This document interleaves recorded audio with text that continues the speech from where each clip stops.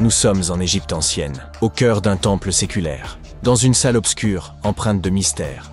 Un peuple d'autrefois s'adonne à un rituel d'une ancienneté insondable. Drapés de tuniques noires et encapuchonnés, à la lueur vacillante des bougies, ils tentent de métamorphoser des métaux communs en or. Ils murmurent des formules oubliées et mêlent des substances énigmatiques. Des volutes de fumée s'élèvent, suivies de sifflements, de frémissements, puis de la désillusion. Ha ha ha! Vous aurez beau persévérer, vos efforts resteront vains.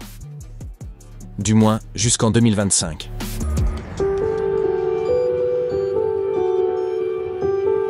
Des chercheurs ont accompli ce que les alchimistes rêvèrent d'atteindre depuis des siècles. Ils n'ont eu recours ni à des sortilèges, ni à des mélanges étranges, mais ont utilisé un immense anneau de 27 km pour accélérer des noyaux de plomb à une vitesse proche de celle de la lumière.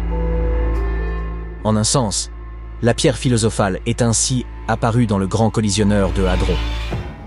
Au fait, si vous l'ignoriez, cette pierre mythique, à laquelle aspirait tout alchimiste, était censée permettre de transformer n'importe quel métal en or.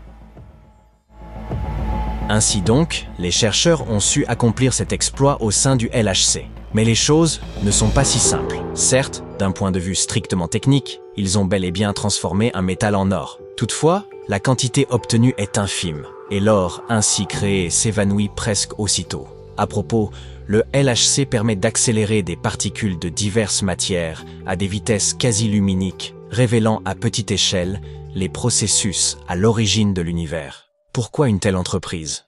Nous y reviendrons plus tard. Revenons à cet or. Les scientifiques pensaient que l'or ne pouvait naître que d'une collision directe entre deux noyaux de plomb. Mais les expériences ont démontré que ce métal précieux se formait même sans contact total. Deux explications sont possibles. L'une s'appuie sur des fondements scientifiques, l'autre se veut plus intuitive. Commençons par la première. Le noyau de plomb abrite 82 protons, chacun porteur d'une charge électrique, ce qui confère au champ électromagnétique de ce noyau une intensité remarquable. Lorsque deux noyaux de plomb se croisent à une vitesse proche de celle de la lumière, leur champ électromagnétique se contracte en une fine nappe d'énergie. Cela engendre une brève impulsion de photons. Cette impulsion déclenche un phénomène appelé dissociation électromagnétique. Un photon entre en interaction avec le noyau, provoquant en lui des vibrations internes. Celles-ci entraînent l'émission de neutrons et de photons et altèrent la nature même de l'élément. Ainsi, lorsque deux noyaux de plomb se frôlent, ils perdent 3 protons et deviennent de l'or. Par ce procédé, les scientifiques ont réussi à produire jusqu'à 89 000 noyaux d'or par seconde. Hélas, cette production demeure dérisoire. Elle ne représente que 29 picogrammes au total, soit bien moins qu'un simple gramme. De surcroît, ces particules d'or sont éphémères. Leur énergie est telle qu'elles percutent immédiatement les parois du collisionneur, puis se désintègrent sans délai en protons, neutrons et autres fragments. Techniquement, de l'or est bien créé, mais il disparaît aussitôt. Voici maintenant une version plus simple. Deux atomes de plomb foncent l'un vers l'autre à une vitesse proche de celle de la lumière. Entourés de champs électriques puissants, chacun renferme 82 protons. Lorsqu'ils se frôlent, leurs champs se renforcent mutuellement, expulsant 3 protons de chaque noyau. Ils n'en comptent plus que 79, ce qui signifie qu'ils sont devenus des atomes d'or. Ces nouvelles particules dorées s'éloignent en tous sens avant de se fracasser contre les parois du collisionneur. Et voilà, l'or a disparu. Les scientifiques ont utilisé un dispositif particulier pour observer cette mutation fugace. Durant les 3 années d'activité du collisionneur, les chercheurs sont parvenus à générer environ 86 milliards d'atomes d'or. Cette quantité correspond à bien moins qu'un milliardième de gramme. Il est donc illusoire d'imaginer s'enrichir par un tel procédé, d'autant que le coût du grand collisionneur de Hadron atteint plusieurs milliards d'euros. Alors, pourquoi mener de telles expériences? Pour la science, évidemment. Certes, cela peut paraître vain. Toutefois, l'objectif du collisionneur n'est pas de produire de l'or, mais de sonder les fondements mêmes de l'univers en scrutant l'infiniment petit. Par exemple, c'est grâce à lui que le boson de Higgs a pu être découvert. L'une des plus grandes percées scientifiques de ces dernières décennies. Permettez que je vous en dévoile les implications. Des haltères, un cheveu une pomme ou encore une simple goutte d'eau. Tous ces objets possèdent un poids distinct. Mais d'où vient cette différence? Qu'est-ce qui leur confère une masse particulière? Les scientifiques avancent que l'univers tout entier baigne dans un champ appelé champ de Higgs, comparable à un sirop invisible. Certaines particules y adhèrent et deviennent lourdes, à l'instar des protons, tandis que d'autres y circulent sans peine, comme les photons, dénués de masse.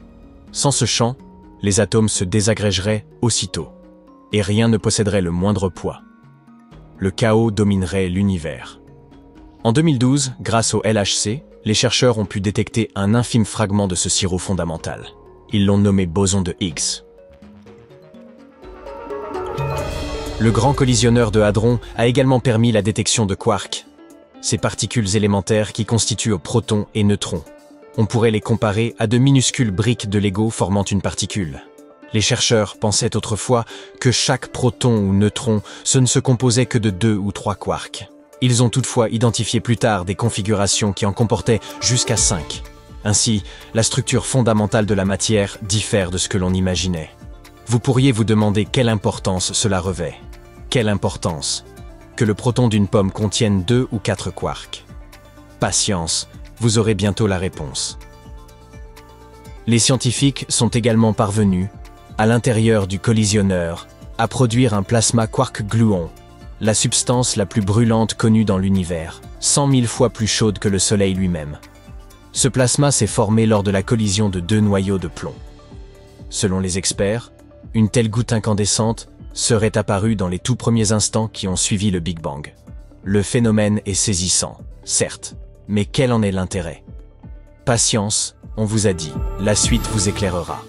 Parmi les recherches les plus fascinantes figurent celles portant sur l'existence de particules jumelles. Les physiciens émettent l'hypothèse que chaque particule, tel l'électron, pourrait avoir un double d'ombre, une superparticule. Cette supposition s'étend à l'ensemble de la matière dans l'univers. Bien que de tels doubles n'aient pas encore été observés, leur découverte éventuelle pourrait nous révéler la véritable nature de la matière noire, une entité mystérieuse qui compose environ 85% du cosmos, mais que nous comprenons à peine. La gravité assure l'orbite des planètes autour de leur étoile, empêche notre Terre de se fragmenter en une multitude de débris et nous maintient solidement ancrés au sol. Pourtant, cette force demeure invisible. Elle agit, certes, mais nul ne sait véritablement pourquoi. Certains chercheurs pensent que la matière noire, engendrée lors de collisions entre particules, pourrait offrir une explication. Ils cherchent donc à capter l'instant précis de cette apparition. Le LHC transforme en profondeur notre conception des lois fondamentales de la physique. Il a révélé l'existence de mécanismes imperceptibles et encore inconnus à l'échelle cosmique. Cet instrument ouvre la voie à l'exploration des mystères de la physique quantique. Bien que les réponses soient encore rares, la recherche progresse sans relâche. Une interrogation s'impose alors. Pourquoi tant d'efforts? La vérité est que nous ne le savons pas. Du moins, pas encore. Des milliards sont investis pour permettre aux physiciens de provoquer des collisions entre des particules minuscules, invisibles et fugaces. Cela peut sembler aussi vain que l'apprentissage de formules mathématiques complexes destinées à ne jamais servir. N'existe-t-il pas des causes plus urgentes à financer? Pourtant, ces travaux onéreux menés au sein du collisionneur participent à une quête essentielle, mieux appréhender les fondements de notre réalité. Ils transforment en profondeur notre vision des lois physiques qui régissent l'univers. Jetons un regard en arrière. Des pionniers tels que Michael Faraday ou Thomas Edison ont eux aussi mené des expériences énigmatiques portant sur une entité invisible nommée électricité. Grâce à leurs recherches jugées absurdes à l'époque, nous bénéficions aujourd'hui de téléphones, d'ordinateurs, d'enceintes, de sèche-cheveux ou encore de chauffe-eau. Ces objets devenus indispensables à la vie contemporaine. Et tout cela a débuté par l'étude d'une forme d'énergie imperceptible. Songez au chemin parcouru. Il est vertigineux d'imaginer ce que les avancées en physique quantique pourraient nous offrir dans 50 ou 100 ans. Voyager entre des univers parallèles, ou peut-être même maîtriser l'art de la téléportation.